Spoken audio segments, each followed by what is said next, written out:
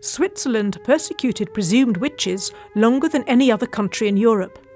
In relation to its population, it also executed the most people for the crime of witchcraft. Between the 15th and the 17th centuries, an estimated 3,500 people, mainly women, were put to death. An exhibition at Xian Castle tells the story of witchcraft in western Switzerland. The castle was one place where witches were locked up and tortured before they were executed, mostly burned at the stake.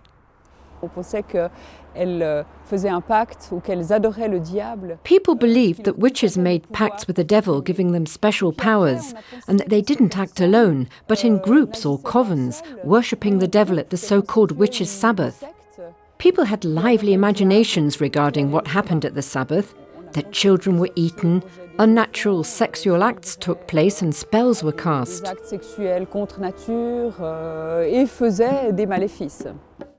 Anyone could be targeted by the witch hunt. Often people would accuse others because of a conflict, jealousy, or to take revenge. It was a way to get rid of difficult people. The infamous treatise Hammer of the Witches, written in 1486 by the German inquisitor Heinrich Kramer, helped to identify witches and described how to deal with them. Witch trials in Switzerland continued until the late 18th century. Anna Göldi in Canton Glarus was one of the last people in Europe to be executed for witchcraft. There are various explanations as to why Switzerland practiced witch hunts for such a long time. The Swiss landscape is very fragmented, dividing it into many small territories. Each territory wanted to establish its own authority and judicial powers, so witch hunts became a tool to exert authority and law. This is why Switzerland had far more witch trials than France, which was a kingdom with a very strong central government.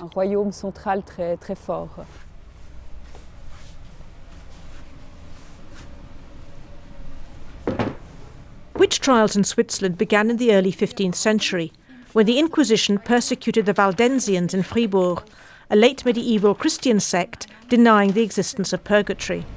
Das ganz Wichtige hier an den Waldenser-Prozessen, dass die von einem französischsprachigen... German-speaking Waldensians were interrogated by French-speaking inquisitors from Lausanne. I believe that in this process, things got mixed up. The French word for Waldensian was also used for witch, and the fact that the Waldensians were a sect probably led to the belief that witches formed covens. Only a few years later, the first actual witch trials took place here, which were among the first in Europe.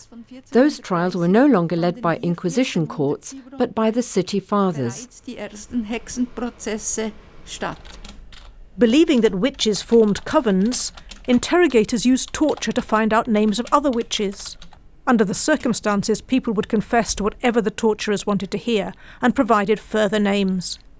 That's why many trials led to several others. The Fribourg archive also contains the protocols of the last witch trial in the region against Catherine Repon, who was burnt at the stake in 1731. She was in her 60s, was unmarried and lived with her sister in the village of Villa Vollard. She was poor and had to beg in order to survive. Eventually she got on people's nerves. If they refused to give her some milk, she would swear. The next day, if people discovered that their milk had turned sour or the cheese didn't turn out right, they believed the old woman had cast a spell. Eventually, she was captured and tortured until she confessed to what the judges wanted to hear, that she was a witch, that she had made a pact with the devil and attended nocturnal witch gatherings. In 2009, the canton of Fribourg rehabilitated Catherine Repon, but refused to give money to research the numerous other witch trials contained in these volumes. Some nasty comments were made, saying that we historians only wanted to profit. I was hurt by this. This is not about profiting, but about uncovering the mechanisms which in a completely legal way led to masses of such verdicts.